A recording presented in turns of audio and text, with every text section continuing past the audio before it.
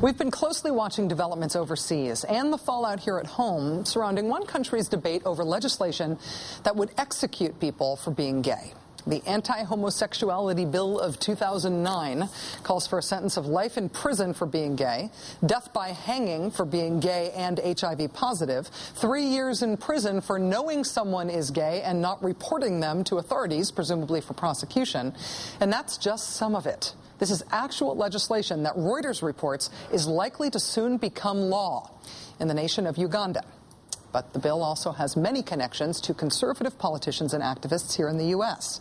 Today, the largest gay rights group in the state of Iowa, a group called One Iowa, based in Des Moines, issued a petition calling on their own Iowa Senator Chuck Grassley to, quote, publicly denounce the bill and use his influence in Africa to stop the legislation. Why ask Chuck Grassley to get involved with this Ugandan legislative issue? What influence might Chuck Grassley have there? Well, Chuck Grassley is a member of the secretive religious organization known as The Family, famous for operating the C Street House in Washington, D.C. And The Family has been proudly interventionist in Uganda specifically. Over the years, they've been publicly, for them at least, bragging about their influence in that country. The Family reportedly counts among its members in Uganda both the legislator who introduced the Kill the Gays bill and the country's president, Yoweri Museveni. In his book on The Family, journalist Jeff Sharlet describes President Museveni as, quote, the family's key man in Africa. Members of the Family in Washington, including Congressman Joe Pitts and Bart Stupak, were instrumental in steering millions of U.S. dollars destined for fighting AIDS in Uganda into abstinence-only and anti-condom programs. After a lot of success using condom promotion, the American-encouraged change in policy is credited with a reversal in Uganda's once promising progress in the fight against HIV and AIDS. But it's not just American politicians in The Family who are associated with the Kill the Gays bill in Uganda. It's also American religious conservatives more broadly. Just as The Family has been politically influential in Uganda, American religious conservatives have been influential in promoting Ugandan pastors and politicians who are behind this scary bill. Megachurch pastor and author of The Purpose-Driven Life, Rick Warren, for example, proclaimed Uganda to be a purpose-driven nation. He traveled to Uganda to declare himself to be on their side as Ugandan Anglican bishops protested the Church of England for being too pro-gay. And he repeatedly invited a Ugandan minister, who's a key proponent of the Kill the Gays bill, to visit at his California church. In fact, that pro-Kill the Gays bill minister is so close to Warren and his family that Warren's wife publicly called him brother.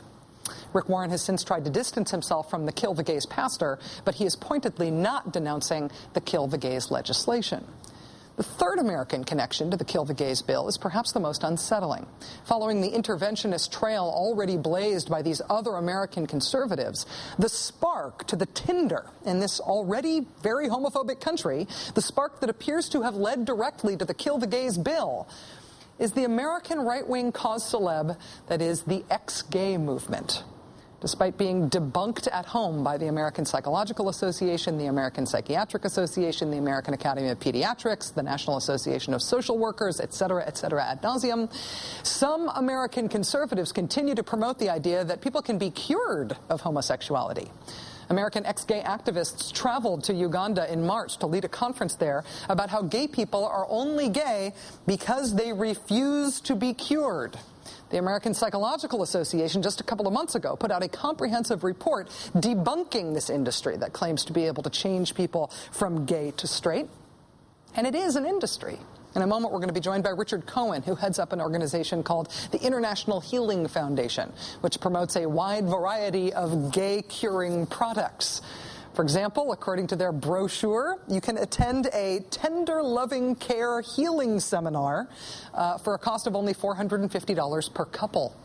For another $450, you can enroll in a 3-month teleconference class. Yes, 3 months of phone calls for just $450.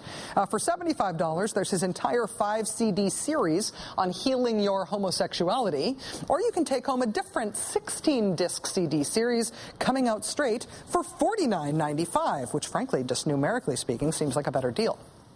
And if you'd like to become a sexual reorientation coach yourself, yes, I said reorientation, the CD series and manual for that is only $349.95.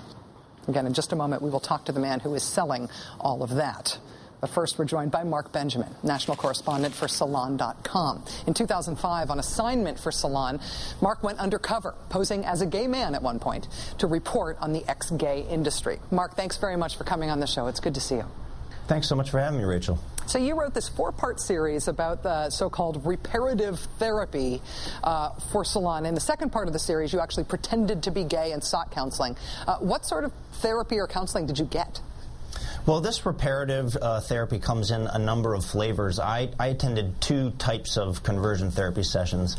One was free and was held in the basement of a Christian church where there was a lot of praying, group hugs and prayers, and they essentially cast the devil out of you, and they tell you if you still feel gay, you're just basically not praying hard enough. The other was a sort of more advanced, I guess would be one word, kind of therapy where I went to a licensed counselor's office, sat in a comfortable chair, and met with this counselor. The basic supposition of this conversion therapy was that as a child, it was sort of Freudian in a way. As a child, I apparently hadn't developed close enough or meaningful relationships with other males, and my subconscious later in life turned that into the desire to want to have sex with males. It was also fraught with a lot of bizarre stereotypes. For example, I was told that there was a correlation between poor eye-hand coordination and being gay. So it was a very bizarre session. Which opens up a whole realm of video game marketing, presumably. In reporting this series, Mark, I know you also talked to a lot of people who had been through this sort of reparative therapy, not in an investigative way, but because they really did want to not be gay anymore. Did you find any evidence, any people that suggested to you that it actually works? I did not. I found people who claimed that it works, but they were all in the business. In other words, they were selling books. They were doing work like Richard Cohen does, allegedly to show that it works. So I found people that were making money off it, saying that it works. But what I did find was a lot of people who spent a lot of money and many, many years trying to reconcile their Christianity and the fact that they were homosexuals for as long as they could remember. And there's a lot of there's a lot of pain out there. I mean, one of the reasons I went undercover in the first place, it's the only time I've ever done it in my career, was because I think there's a death toll here. I mean, I came across people who had attempted suicide and people who I was told who did commit suicide because they tried and tried and tried to not be gay, and they couldn't. And eventually they didn't see any other way out. It's very, very troubling. Mark, as you mentioned, we're going to be speaking with Richard Cohen in just a moment. He says, and I was looking at some of his most recent literature just today, he says that he has cured thousands of people of being gay. You came across Richard Cohen specifically in your reporting?